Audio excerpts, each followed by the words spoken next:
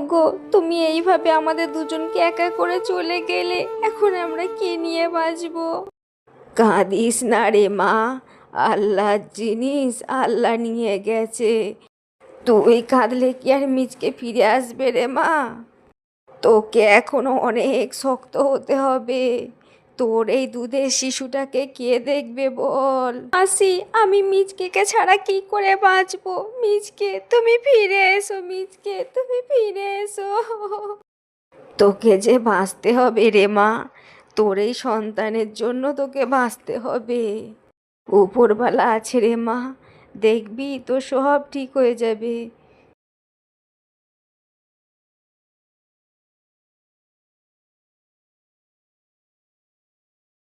গো মা, তুমি এখানে বসে আছো? আমার যে বড্ড খিদে পেয়েছে, আমায় কিছু খেতে দাও না মা। আরে তোকে কি খেতে দেবো বল, ঘরে যে একটা দানাও নেই। তাহলে মা, আজকেও কি আমি ওই টিপকলের পানি খেয়ে থাকবো? আজকেও কি আমার কপালে ভাত জুটবে না? না রে মা না, আমি দেখছি কি করা যায়। তুই এখানেই থাক মা, আমি দেখে আসি কোথাও তোর জন্য একটু খাবারের ব্যবস্থা করতে পারি কি। গিন্নি, মাংসটা কিন্তু আজ দারুণ হয়েছে। মা তাই? তাহলে তোমায় আর এক পিস মাংস দিই? আমাকেও আর এক পিস দাও, আমিও খাবো। আরে হ্যাঁ হ্যাঁ, আমি তোদের দুজনকেই দিচ্ছি, এই নে মন ভরে খা। বাঘিনী মামি, ও বাঘিনী মামি, আমায় একটু মাংস ভাত দেবে? এ কি শেফা, বলা নাই কওয়া নাই, তুই ড্যাং ড্যাং করে বাড়ির ভিতর চলে আসছিস, তোর ব্যাপারটা কি বলতো? এইটা আমার দুদিন ধরে কিচ্ছু খাইনি, তাই তো তোমার কাছে একটু খাবারের জন্য এসেছি।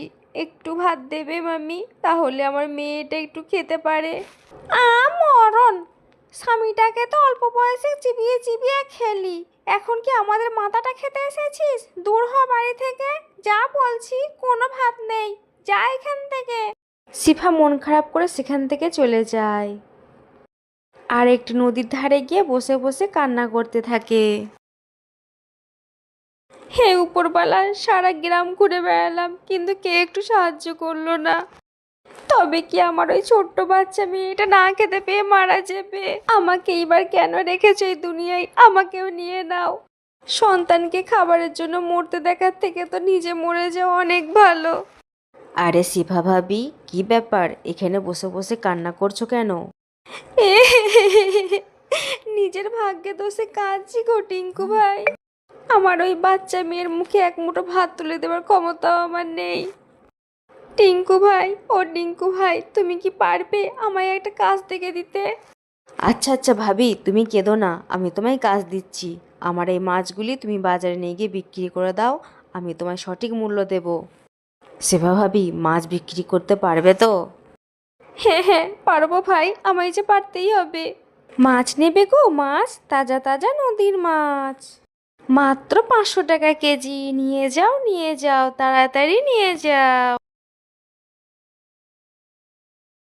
আরে বাহ সেপা ভাবি, তুমি মনে হচ্ছে সব মাছ বিক্রি করে ফেলেছ। কিন্তু টিঙ্কু ভাই, এখনো তো একটা বাকি রয়ে গেছে। ওটা ওটা তুমি বাড়ি নিয়ে গিয়ে তোমার মেয়েকে রান্না করে দেবে। আর এই নাও মাছ বিক্রির টাকা। হে আল্লাহ, তুমি আমার মুখের দিকে তাকিয়েছো, এখন আমি বাড়ি গিয়ে আমার মেয়ের জন্য মাছ ভাজা আর ভাত রান্না করে দেব। মা গো মা, তুমি আমার জন্য মাছ নিয়ে এসেছো? আজ আমি মাছ দিয়ে ভাত খাবো। ইয়ে, কি মজা কি মজা, আমি কতদিন পর মাছ ভাত খাবো। ইয়ে, আজ আমাকে আর পানি খেয়ে থাকতে হবে না।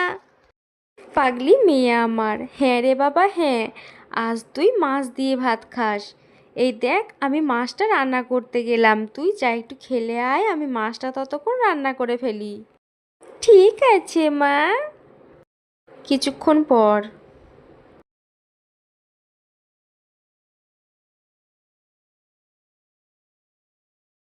মারে, অনেক রাস্তা ঘুরে ঘুরে তোর এই বাড়িটার সামনে পেলাম, আমায় একটু কিছু খেতে দিবি রে মা?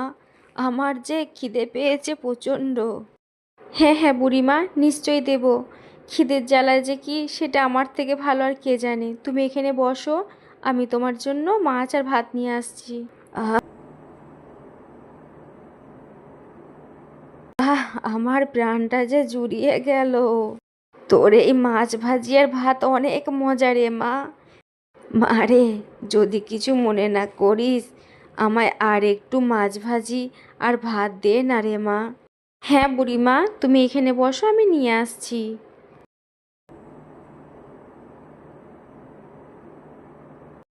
আহ, অনেক মজা। মা রে, আমার যে পেটের কোণে এখন একটু জায়গা রয়ে গেছে রে মা। দে না মা, আর একটু ভাত দে। এই কথা শুনে শেফা আবার চলে যায় ভাত আনতে। হাই হাই, বুড়িমাকে মাছ ভাত দিতে দিতে তো সব মাছ ভাত শেষ হয়ে গেছে। এখন আমরা কি খাবো? আর আমাদের খাওয়ার কথা না হয় বাদই দিলাম, বুড়িমা যে আরও ভাত চাইছে, তাই বা দেবো কি করে? এই কথা বলে শিফা আবার বুড়িমার কাছে ফিরে আসে। মা মা মা, দেখো আমি খেলে চলে এসেছি। দাও দাও, তাড়াতাড়ি মাছ ভাজা আর ভাত দাও। মারে, আজও যে তুই ভাত খেতে পারবি না। মাছ আর ভাত যে কিছুই অবশিষ্ট নেই, সব ওই বুড়িমাকে দিয়ে দিয়েছি। মা, তুমি আমার জন্য একটু মাছ ভাত রাখোনি, সব ওই বুড়িকে দিয়েছো। এই বুড়ি, দে দে বলছি, আমার মাছ ভাত ফেরত দে, তাড়াতাড়ি দে। তুই কেন খেয়েছিস আমার মাছ ভাত? দে বলছি, দে। মিনা, বুড়ি মায়ের সাথে খারাপ ব্যবহার করছিস কেন?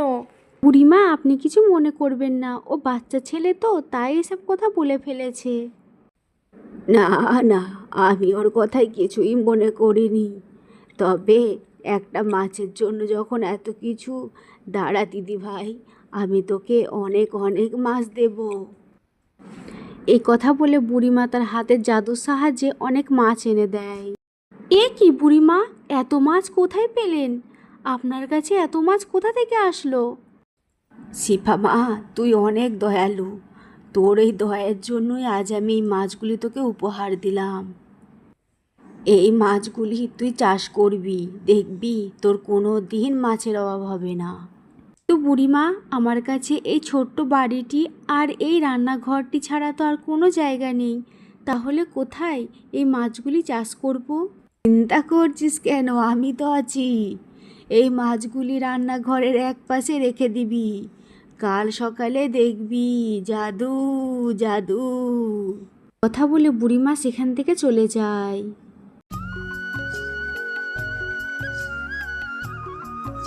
ও মা, মা তাড়াতাড়ি এসো, দেখো দেখো কি কাণ্ড হয়েছে, তুমি দেখে যাও। কি হয়েছে মিনা, এই সকাল সকালে এত চিল্লাচ্ছিস কেন? এ কি, আমি কি দেখছি? এটা আমার স্বপ্ন নয় তো? গো মা, দেখো দেখো কত মাছ, আমি তো এবার থেকে রোজ মাছ খাবো, ইয়ে কি মজা। বন্ধুরা, আজকের এই গল্পটি তোমাদের কাছে কেমন লাগলো অবশ্যই কমেন্ট করে জানিয়ে দেবে। আর এই ধরনের নতুন নতুন গল্প দেখতে আমার চ্যানেলটিকে সাবস্ক্রাইব করে দেবে।